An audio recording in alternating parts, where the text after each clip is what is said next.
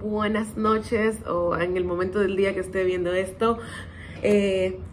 La futura psicóloga clínica Ana Mieses por aquí, y en esta entrega voy a estar hablando de manera muy breve sobre los antecedentes de la terapia grupal. Bueno, la terapia grupal dicen que fue iniciada por Levi Moreno, pero realmente desde tiempos atrás en un hospital, creo que fue el doctor Pratt, creo que fue alrededor de 1920, creó un grupo para tratar la tuberculosis en personas que tenían pocos recursos. Eso pasó cuando él vio que esas personas no podían ser internadas porque carecían de los recursos para eso y recibir la asistencia en los sanatorios. Entonces él lo que decidió fue educar a las personas que padecían tuberculosis de manera conjunta. Los citaba un día de la semana y en esas reuniones se hablaban de técnicas de higiene, de alimentación, de cuáles eran los estilos de vida favorables debido a la condición que tenían. Este era un doctor, no era psicólogo.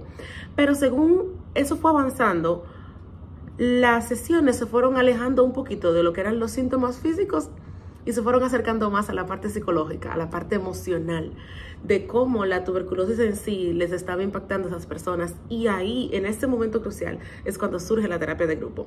Sin embargo, más adelante, años después, porque en ese momento no se le había dado el nombre que tiene hoy día, de terapia grupal, pero más adelante entonces, alrededor de los 1940, 30 por ahí, no me hagan mucho caso con las fechas, pero fue después de Pratt, después de Pratt, entonces viene Moreno, que de hecho él le encantaba el psicodrama, él le encantaban las dramatizaciones, y se dio cuenta que a través de las representaciones psicodramáticas bien extravagantes, pues las personas tenían un momento de catarsis. Ojo, no la catarsis de Freud, sino la catarsis de Aristóteles, en la cual la persona ven una dramatización, se identifican con la misma y la aplican en su propia vida, como que sienten lo que está pasando ahí, se identifican con el drama que están viendo. Bueno, pues comenzó con eso y lo comenzó a llamar psicodrama. Pues el psicodrama era básicamente, se elige, me pareció súper interesante, se elige una persona que es el protagonista en ese momento, porque el protagonismo debe rotar en la terapia grupal. El protagonista, él debe explicar un poco de lo que le está pasando en el momento actual, de qué significa eso que le generó malestar para esa persona en ese momento. También debe dar un poquito de su background, como de su historial personal, de su propia historia, para que los demás miembros entonces puedan evocar ciertas emociones en esa persona y actuar de manera particular por ellos, porque es muy importante que para Moreno, él decía que la creatividad y la espontaneidad eran cruciales para el desarrollo para que esas emociones se manifestaran y se dieran a flote. Una de las cosas que me encontré que en particular, el psicodrama de Moreno, a pesar de ser muy interesante, muy chulísimo y muy jugoso, porque nos encanta el jugo, nos encanta el drama, es que carece de estructura. Carece no solamente de estructura, sino también de fundamentos científicos, porque no se pudo comprobar que eso realmente era una forma de terapia empírica. ¿Por qué? Porque estaba muy sujeta o dependía mucho de la subjetividad de las personas. Y sabemos que si funciona en 5 escenarios, pero no funciona en 10 escenarios, es subjetivo, entonces no aplica para ser considerada como una teoría empírica, o sea, verificable, que puede superar el método científico.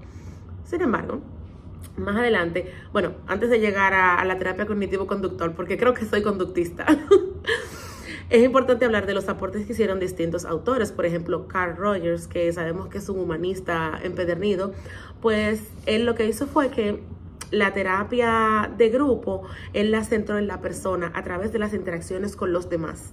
Para eso, él trató de crear un espacio donde las personas se sintieran seguras, un espacio basado en la empatía, donde los participantes se sintieran no solamente comprendidos, sino también aceptados y bienvenidos, y sobre todo validados, que es gran parte de la psicología. Aunque esa parte también, la de Carl Rogers con el humanismo, carece de estructura. Entonces, la comunicación carece también de comunicación abierta y no motiva mucho la autorreflexión. También la terapia gestáltica, el todo no es más que la suma de sus partes, con Fritz Perls, él se centró, o su aporte a la terapia grupal fue centrado más en la experiencia presente y en la responsabilidad que tenemos cada uno de nosotros en los sucesos que nos pasan, en la responsabilidad personal. Para esto, él promovía dinámicas donde los grupos pudieran explorar sus emociones a través del contacto con los demás. Por ejemplo, se crea una situación o una dinámica donde se evoquen ciertas emociones en mí, para entonces, a partir de esa emoción que se evoca ahí en ese momento por la interacción con los otros, trabajarla de manera directa. Por ejemplo, si estoy en un grupo con 5 personas y esas 5 personas están de una forma u otra atacándome un poco, porque ese es uno de los contras de ese tipo de terapia de la gestal, porque no se recomienda mucho para personas que sean altamente vulnerables, porque para poder promover el cambio, para poder evocar esas emociones, desafortunadamente hay que atacar, porque si no me siento atacada no voy a reaccionar ni voy a tener la emoción. Entonces sí se demanda que los demás miembros e incluso el mismo terapeuta ataque un poquito al sujeto en cuestión al que la atención esté dirigida en ese momento, con el fin de evocar esa emoción para entonces, cuando la emoción esté afuera, abordarla, porque no podemos abordarla si no sabemos cómo se ve cuando está manifestándose. Entonces esto me trae a la última. Se me olvidaba mencionar el psicoanálisis. A pesar de que hay tantas, como conductista, hay tantas opiniones sobre la subjetividad del psicoanálisis, es importante mencionar que Moreno y los demás autores sí usaron fragmentos del psicoanálisis para eso de la transferencia en los grupos, y no solamente para la transferencia, sino también para ciertas interpretaciones. El psicoanálisis directamente ellos lo utilizaron para estudiar los grupos y para amplificar los procesos inconscientes. O sea, ellos utilizaban los grupos, inclinándose en el psicoanálisis utiliza los grupos para amplificar los procesos inconscientes, que es lo mismo que acabo de explicar, utilizar de otras personas para evocar en nosotros esos procesos de los que no somos conscientes, que están guardados, almacenados en el inconsciente, y entonces a partir de ahí tratarlos. Ya para llegar a donde quiero, a la terapia cognitivo-conductual, pues esa sí está validada científicamente, ha pasado método científico y es comprobable. Sobre todas las cosas es comprobable, porque es muy importante que como terapeutas, cuando elegimos un tipo de terapia, elegir un tipo de terapia que es respetada y que no carece de validez científica, porque la terapia en sí, la psicología, tiene mucho tiempo ya como para que todavía muchas personas entiendan que eso es algo místico, mágico. No, esto ha sido sometido al método científico y funciona. No solamente funciona para Juan o para Pedro de manera subjetiva, funciona donde sea que se aplique. Ahí entra la terapia cognitivo-conductual. Esta terapia puede aplicarse también para los grupos, aunque todo tiene pro y contra. La terapia cognitivo-conductual, como es más centrada, es como, vamos a esto, problema, planteamiento, soluciones, vamos a la acción y se acaba. Entonces, como es tan directa, es tan pronta, puede ser que pierda un poquito el contacto con la parte emocional, porque no se centra mucho en las emociones que se evoquen de esos procesos que estén saliendo a relucir, sino que trata de operativizar el proceso de, sí, te sientes triste, pero aunque te sientas triste y te vuelvo a traer, recuerda, este pensamiento es un error, este pensamiento no es la verdad absoluta. Entonces como que se aleja un poquito de las emociones, porque cabe resaltar que las emociones son muy complejas, son muy cambiantes, varían demasiado. O sea, hoy me siento contenta, pero mañana me puedo sentir un poco triste, pero más tarde me puedo sentir enojada. O sea, son muy cambiantes. Por eso comprendo que la terapia cognitivo-conductual se centra más en esos procesos cognitivos, no solamente a nivel individual, porque también puede aplicarse a nivel grupal. Ahí podemos ver, los demás podrían ver el ejemplo de una persona en particular que comparte una experiencia donde se le señale un sesgo cognitivo. Por ejemplo, yo le señalaba, iba a ser breve, pero ya voy por 10 minutos. Yo le señalaba a mi hijo hoy que él tiene pensamiento catastrófico, lo que es un sesgo cognitivo. Entonces, si encontramos a alguien en el grupo que tenga ese sesgo cognitivo, lo cual esté influenciando en la forma en que manifiesta la ansiedad, podemos explicarle a esa persona con los demás ahí presentes, de manera que de cómo funciona, de cómo lo puede trabajar, de cómo se crea todo esto y de la raíz sobre todo, porque la terapia cognitivo-conductual no es solamente que se aleja de la parte emocional, no, ella va a la raíz. ¿Cuál es esa, en inglés, que es más como lo estoy estudiando, ese self-doubt, esa duda propia que tienes, que es la raíz de todos esos malestares que tú presentas? Si yo tengo un pensamiento o de la forma en la que me hablo a mí, lo que creo de mí, es que soy una inútil. Entonces, habrán situaciones, cualquier pequeña situación, cualquier variable externa que suceda, se me cae una copa, que es algo irrelevante, es lo más mínimo.